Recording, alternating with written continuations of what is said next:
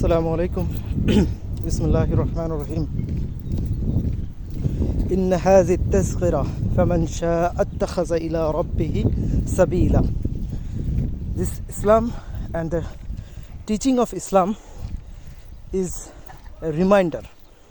Those who want to be straight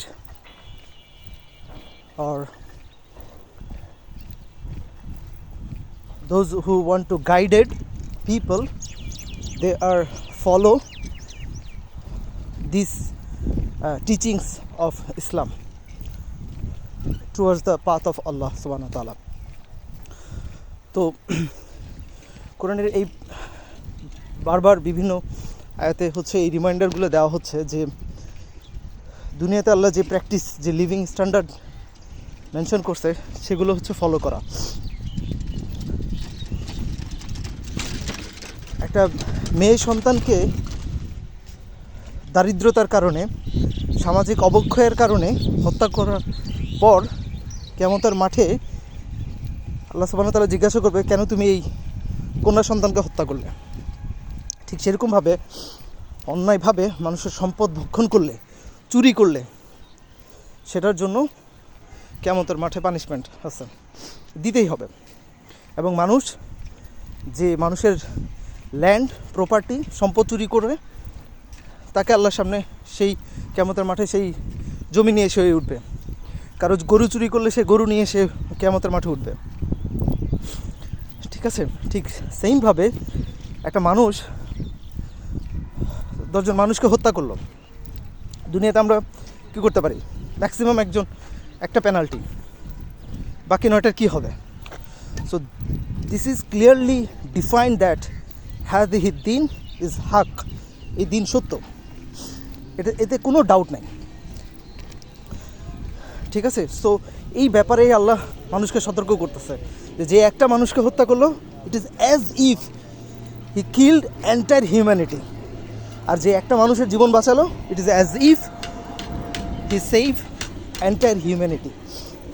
এবং এইভাবেই হচ্ছে জাকাতের কথা, যে তোমাদের এই সম্পদ আল্লাহ দেন, তোমরা সেখান থেকে 2.5% গরিবদেরকে দাও বা ওই সোসাইটিকে দাও. সো এর ফলে যেটা হয় যে সমাজে এই যে দুর্নীতি, চুরি বা রাহাজানি, এই জিনিসগুলো কমে যায়. আবার ঠিক সেইমভাবে তাদেরকেও মেনশন করা হচ্ছে যে তারা যেন চুরি না করে, তারা যেন অন্যায়ভাবে মানুষের সম্পদ ভক্ষণ না করে, তারা যেন এই যে সুদ না খায়. সো এই হচ্ছে message, very clear. If you follow, you will be guided the straight path of Almighty. If you don't, then what happen? Dunya is not the place for punishment, and hadhihi dunya is not for penalty and a gift, because এই দুনিয়া তোমাকে সর্বোচ্চ শাস্তি দিতে পারবে না. আবার এই দুনিয়া তোমার রিওয়ার্ডের জায়গা না. So every aspect, if you analyse, think, এইটাই সত্যি. ঠিক আছে, এবং এটাই justify and make sense that this is truth. So আপনি যদি হেদায়েত চান, আপনাকে you have to change, you have two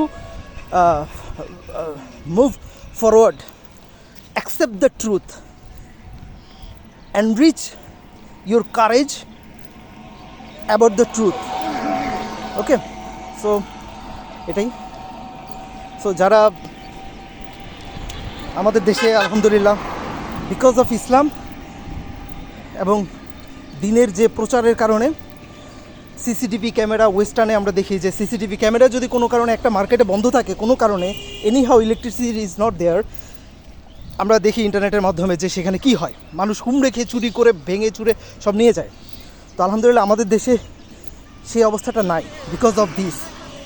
তারপরেও যারা এই ধরনের অন্যায় কাজ, ছিনতাই, রাহাজানি, মানুষকে হত্যা করা, সেগুলোর সাথে ইনভলভ আছেন, don't worry, you have to stand up in front of your Lord.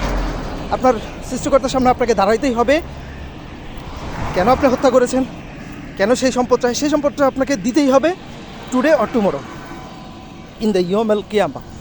So think about this. দুনিয়াতে দুইভাবে চলা যায়, আপনি জুলুম করেও চলতে পারেন, আবার আপনি হালালভাবেও চলতে পারেন, বাট ইটস আ ভেরি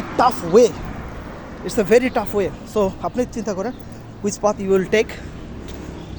ওকে, জাজাকাল্লাহ, আসসালামু আলাইকুম।